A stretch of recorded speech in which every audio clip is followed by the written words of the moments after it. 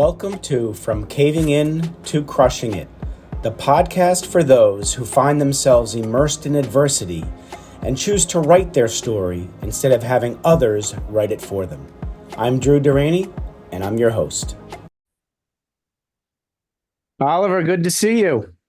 Hey, Drew, man. Thanks for having me. It's my pleasure. It's my pleasure. It's kind of amazing now with technology that you can be all the way in Germany and we can be just having a chat like this. I think that's kind of cool. One of those silver linings of a weird time in our life. But first, I want to many reasons why you're here, but I want to thank. I always like to thank the person who introduced us, and Anya Hulsman. Is that how That's you pronounce right, yeah. it? That's not, I got the last name right. Anya, thank you for introducing Oliver to me. There's a reason why she did this, and I kind of know it now. And it's a beautiful thing. And, I remember mentioning her that I have criteria on who I meet. First, I got to be a good human being. And then you fit that, and then you got to be something special. And so I really wanted you on because and we talked about this before I hit the record button, first of all, this show's all about how when we're born, we grow up being told life is linear. Yep. That if we do A plus B plus C plus D, E is going to happen. And it's not malicious that we were taught that, yet it's a myth that life is linear, because ultimately something in life, an external circumstance, gets in between those letters and kind of challenges us. And we have a decision to make. And some of us, I say there's three types of men. Some of us, like man number one, has all these blind spots that he doesn't know he has a decision that he can make. And he just goes through life the way it is. But men number 2 and 3 have a little higher level of self-awareness. And man number 2 recognizes the adversity he's going through, but thinks he's a victim. And that he blames everything else, and this is life the way it is, and I can't change it, and I'm going to live the way I'm living. Yet man number 3 is the man who I have on the show, and you're man number 3. And man number 3 has a much higher level of self-awareness and more of a growth mindset. And when adversity hits, he looks at it and says, you know what? There's got to be a better way. This isn't a barrier. This is an opportunity for me to do something differently. And you've done that. So for myself and for the audience, reach back as far as you need to find that defining moment, whether it was that tap on the shoulder, the whisper in the ear, what I needed, the 2x4 upside the head, that got you to say, damn, Oliver, man, there's a better way to live. And you know what? This is an opportunity and I'm going to do something about it. Yeah. Share that with us. Wow. So, I think I've been man number 1 for the majority of my life, actually. Life just happened to me. Yeah. I wasn't designing it. And I think there were probably a lot of moments, a lot of taps on my shoulder where I could have changed it. I just didn't see it or realize it. Yeah.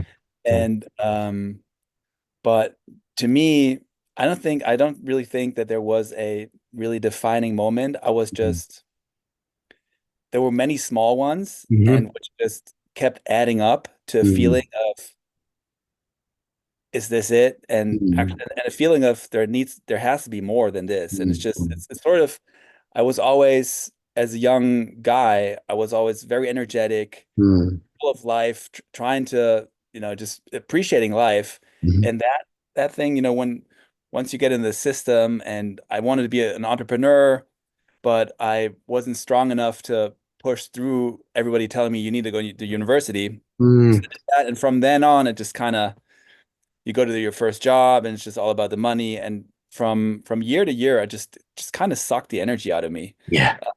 And then, I got married, kids happened. And so your plate gets fuller and fuller. And I just felt more fatigued, more lethargic, and just getting that energy sucked out of me. And I just, at a stage, I just felt like, well, this is how life is. It's just sort of, you have to push through it. And but I think one of the moments was when it was a weekend and I was just too tired to play with my kids, and I just wanted to lay on the couch and told them, let's play pizza. I'm the dough. and you guys are the toppings. And so just, sit on top of me, put stuff on top of me so that I could just get another 1 minute or 2 minute nap out of it. And that's all I wanted to play. I just Oh wanted god. to, Yeah. man. This is a funny game. And that's not me, dude. Like I No. enjoy playing with kids. I enjoy sports. Yeah. And that was certainly one moment where I'm like, dude, what the hell are you doing, man? Like you don't even have energy left to play with your kids. It's one of the most important things in your life. Yeah. Yeah. And there's something wrong with what you're doing. Mm, It seems like you're on the wrong pursuit. got And I it. was told that the pursuit is, that linear line of Mm, university, job, career, money, buy a house, car, whatever, nice mm, vacations. And then once you have all that wealth, happiness will come to you. right. But that's these kind of moments is where I noticed that there's something off. And Mm, then I started reading a couple of books on personal growth. mm, I saw the documentary from Tony Robbins, mhm. I'm Not Your Guru. Yeah. This is sort of where my journey started and saying, Okay. wow, like there's actually a chance. There's a chance to, design your life, to create, to think about what's actually important to you Right. and and follow those dreams. And there's more. I remember one quote that because I was pretty successful in what I was doing. Mm. Tony Robbins was saying success without fulfillment is the ultimate failure. Oof. Oh, So yeah. that sort of stuck with me. It's like, yeah, man, I've been successful, but I'm not fulfilled at all. It's just the other way Mm. around. My relationship is going Right. downhill. My Yeah. health is going downhill. So it just sort of, yeah, it's an accumulation. And then I started getting into personal growth stuff and started building from there and started changing my life. Wow. So, if you can remember when you started getting into personal development, what aspect of your life did you start to work on first, or did you do them simultaneously? Whether it's spiritual, mental, physical, because there's so many aspects to our lives. Yeah. Yeah. So I actually, I signed up for a Tony Robbins event, and Okay. then we're talking about the pyramid of growth, I think, and it had Hmm. physical health, mental health, finances, relationships, Hmm. parenting, productivity, and contribution. And to me, it was like, and then I saw, the way this was supposed to be, and I was like, wow, I'm so off, I'm so behind everything. Wow. Yeah. And like, wow, okay, I need to optimize for everything. I got totally overwhelmed with it actually. So I Right. just started to do, okay, I'm going to do sports. I'm going to do meditate, try meditation, breath work. I need to work on my finances, get a coach, find my purpose. Oof. And Oh, that's that tough. was that was not healthy. I didn't make a lot of progress. And that's where I actually started working with Anya, Okay. who introduced us, because Yeah. I was like, this is too much, man. Like, how do I do this? Right. Uh, Right. and she sort of got me back into which I still live by is the big three in life, which is Okay. health, relationships, and mission. And I remember and if you ask me like about prioritization, what I would do in retrospect, Yeah. I like a metaphor, and the metaphor is if you have a big wooden table. And on that table, there's different kind of glasses, and those glasses represent whatever's important to you in life. Mhm. Right? So your finances, your intimate relationship, your relationship with your kids, your friends, your job, and whatever. So if whatever glass spills over, you Mhm. still have the other glasses, right? So if you Mhm. get a divorce, you still have finances, you have your relationship, etc. If you picture the table that holds all these glasses as your health, if that table breaks, all the glasses fall down. I see. That's a good way to So look at it. So I like the way to look at this. So in terms of how should you start with the Mhm. transition, or how you Yeah. should start, it's like to focus on the health. And Yeah. to me, it's become true because if you need the energy to hold the space and hold the table for all the stuff in your life. So Right. if you have Right. the energy and vitality to be the husband you want to be, the dad you want to be, Mhm. the colleague you want to be, then it's going to be tough, right? So that's what I would focus on. Right. So would it be the physical aspect of health? Yeah, I Just think, I or mean, a there's sort of a combination of like the philosophical mention. question, what Yeah. comes first? But I think Yeah. if you start moving, the Yeah. other part, like that'll help your mind as well. Because if Yeah. you just sit there with Yeah. like, I'm gonna work on my mental health, but you're just, Yeah. you're just sitting Sedentary, there whatever. without Yeah. Yeah. sanitary, and you're Mhm. not gonna have good ideas. You're not gonna be able to meditate very well. So I think is actually the first part, just to get your body Good moving, for you. and Yep. from I'd then on, agree. that'll Hmm. help you with the mental health as well. Yep, agreed, 100%. That's the suggestion that I give too. If you're in bad thoughts, get up. That's right. Get up, change your state by moving to a different location, different environment, an environment that makes you feel good. Go outside, take a deep breath. Very good advice. Totally agree. Yeah. So you're at that moment. What did you do when you started to find yourself improving physically and feeling better? What next happened in life? I just started beating myself up. But Interesting. I'm not progressing fast enough. Hmm. It's not going fast enough. I'm not Yeah. getting why is this not happening? Why am I not seeing Mm. results? How do I measure this? So it was so like you said, right? It's not linear at all. Right. Like I saw some progress and I Mhm. did some, some just in health terms, but there's lots of setbacks. Just Mhm. due to also lots of beliefs, limiting beliefs that I had, Right. um, and wrong strategies around, yeah, that it has to be linear, that I Mhm. have to make big leaps, and not seeing that every little step is actually progress, and Absolutely. not being and just being grateful for the journey, right? That you're on and Mhm. that you're moving. That so Yeah. that's um that was the first thing I did, was just like realizing that I'm not very good at growing, Mhm. because I'm putting lots of obstacles around myself and beating myself up about it. So Right. that was a learning journey to learn how to do that and to be okay with setbacks. Right. Right. So, right, so this time I just, I ate a bunch of junk food today. I didn't exercise. I didn't do my morning routine, but it's okay. I'll just do that tomorrow. Mhm. That took a while. So yeah. Yeah. No, and that's a big step because we could easily perpetuate the bad behavior with the mindset of saying, "Oh shoot, I screwed up today. I'm done for the week." Yeah. You know, and you I actually, let yeah. Go ahead. Go ahead. No, that was totally me. I let a bad minute become a bad hour, a bad Mm. hour, a bad day, and a bad Yeah. day, a bad week, and Right. sometimes even a month, right? And so Yeah. I've been just trying to get better at Yeah. letting maybe a bad minute just become a bad hour and not a Yeah. bad day. I But love I'm I love that. still a Yeah. work in progress, man.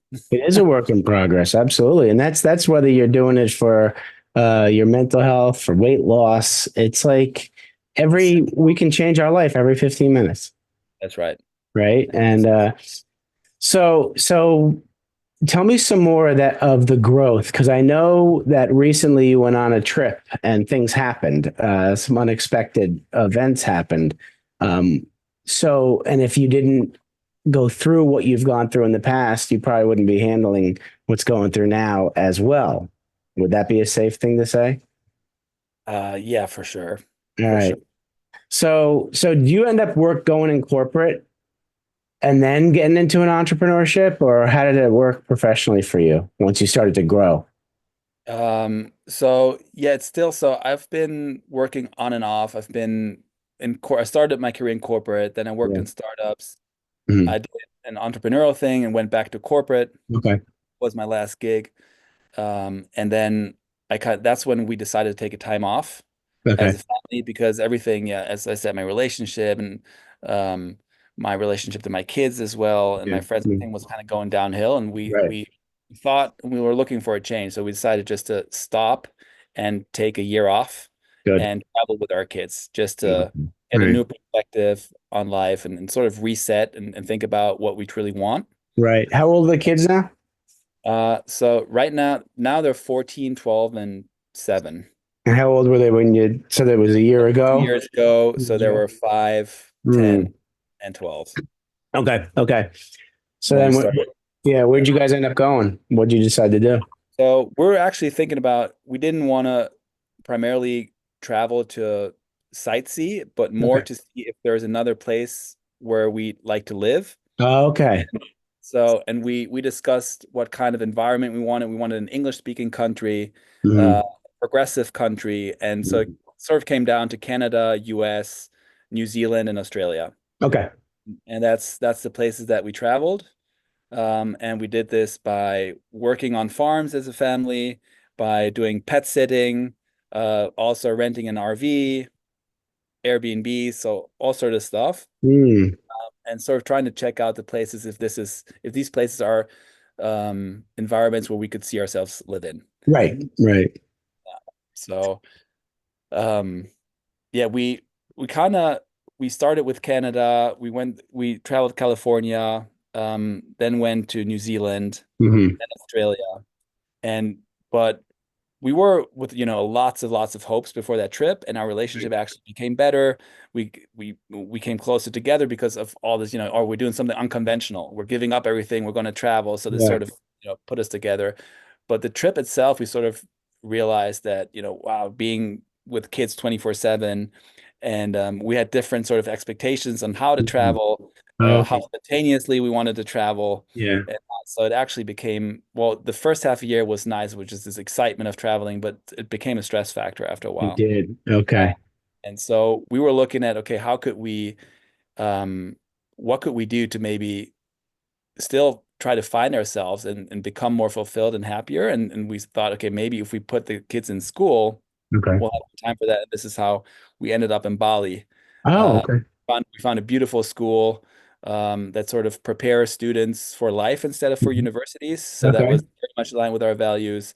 And we thought, wow, wouldn't it be amazing to be a year in Bali? The kids are in school and we would just have time for ourselves and fix our Yes. relationship and Yep. work on ourselves. Long story short, it didn't end up like we planned. Oh, We ended up separating. Uh, wow. it's totally, which was, Bali just kind of brought out the truth that Yeah, that's good. it's Right. even under perfect circumstances, um, where it was just not meant to, we're just not meant to continue that path together. So Understood. Yep. And sometimes that happens. You gave yourselves every opportunity to work on it. And I like how you said that in a beautiful environment, the truth, came out. And that's okay. That's yeah, okay. yeah, So where are exactly. you at now with all this? So yeah, so we're back in our hometown, Hamburg. We decided the priority would be a bit more stability for the three kids. Right. Uh, After 2 years of uncertainty and traveling and all that, we thought it'd be best for them to come back into an environment that they knew. Right. So yeah, we're in the transition phase right now. Back in Hamburg, trying to get settled and figuring out our separation in terms of finances and where the kids are going to live.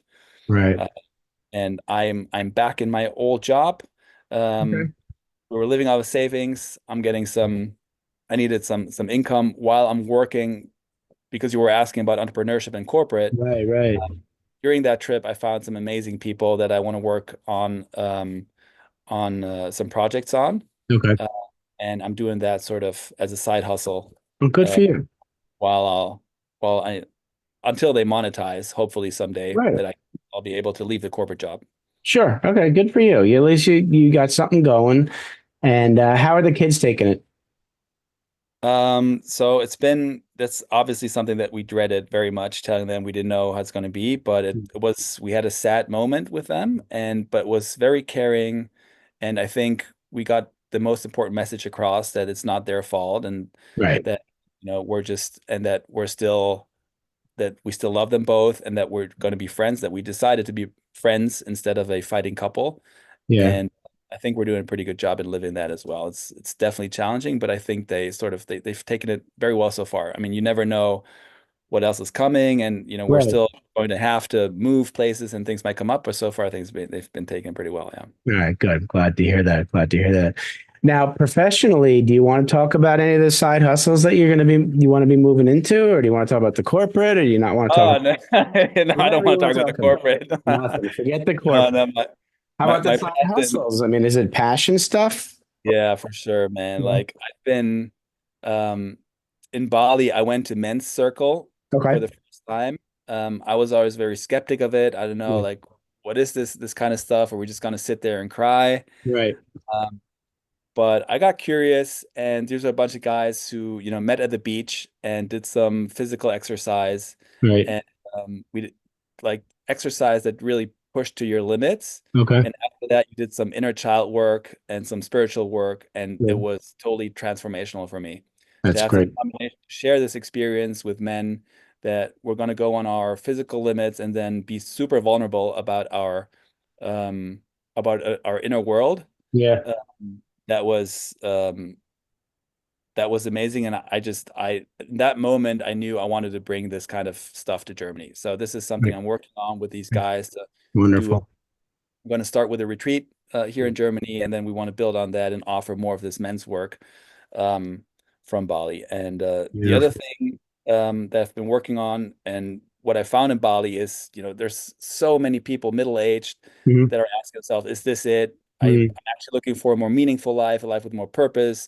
What is my purpose? Um, and I sat together with two guys, and we're like, hey, we want to be able to scale, to solve this problem on scale and develop Yeah. an app that Okay. helps people find purpose and Yeah. also live the life according to that purpose. Right.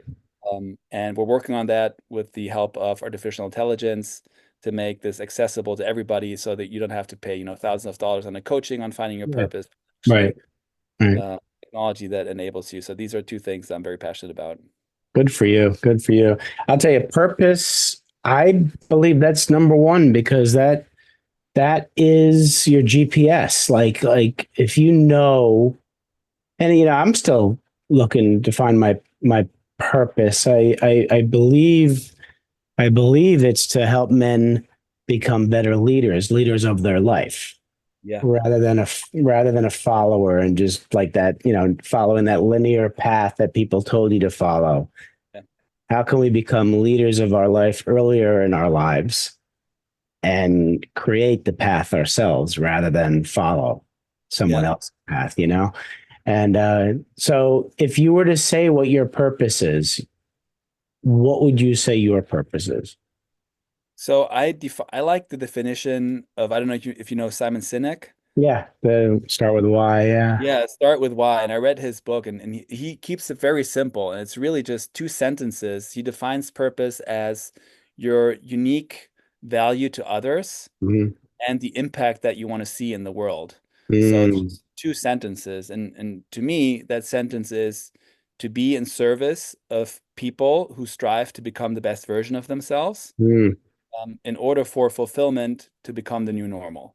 So um, that's my sentence. I've always cheered for people. It's something that's also for myself. It just touches me if people don't settle for who they are, but who actually want to tap into their full potential. And just to see okay. people tap into their full potential is something that's Yeah, deeply moving to me, and it's just something that I support with all my heart. And the beautiful. fulfillment part is that I just see that it's not the norm that people are fulfilled, right? The Right. norm, Right. you ask 10 or 100 people, how fulfilled are you in life? Mhm. Feels like 90% at least will say, not really. It's okay, but it's not that they're fulfilled. So this is Yeah. something like that I'd like to see that more people, and it doesn't require money, a lot of Right. resources, right? We know Mhm. that. So Right. something that I like to see. Yeah, no, it's true. I mean, what you're doing is you're helping people narrow the gap between where they are and where they want to be. And too many of us wait until we're on our deathbed and have a laundry list of regrets. You Right. know, it's like the bucket list that never got shorter. You Yeah. know, Or you're on the wrong pursuit, right? You're or just the wrong pursuing pursuit. Yeah. status, and you're Yeah. forgetting about gratitude and Hmm. helping Hmm. others. And then you Yeah. wake up, it's like I have everything I need, but I still don't feel fulfilled. Absolutely. Absolutely. Yeah, no, it's true. And it's a challenge. You can't even really defining fulfillment is tough. It's a feeling. Yeah. It's a feeling. And then you got to try different things. So finding your purpose and then going in that direction when you start to feel fulfilled. Yeah, no, I'm still on that journey. I think we always are. I think it's more of a journey than it is a destination. Yeah, for sure. It always, yeah, and it's fluent. It's fluent for Yeah. sure. It Yeah. depends on the stage of your life, but I totally agree with you. It's sort of your North Star, right? It's the Yeah. foundation Yeah. on which you can build your goals and who you want to become if you know sort of your unique gift and what your value is to other people. Yeah. Yeah. I call it our inner compass. Yeah. Yeah. Yeah. So, Oliver, the audience certainly has captured the essence of Oliver Herrmann. They're going to want to get in touch with you. So, gang, everybody listening and watching, go to Instagram.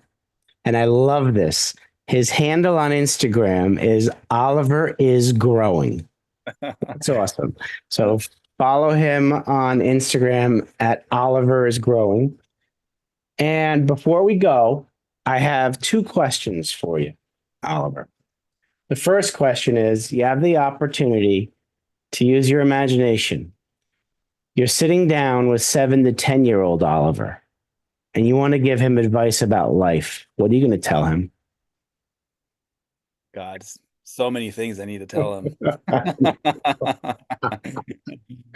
All right. Top three. First, you're good enough. I love it. Second, failure is your best teacher. And third, life is happening for you, not to you. Love that. Love all three of them, man. All right. So switch hats. You're now sitting down with young Oliver, the young businessman, young entrepreneur, and you want to give him advice about business. What are you going to tell him? Yeah.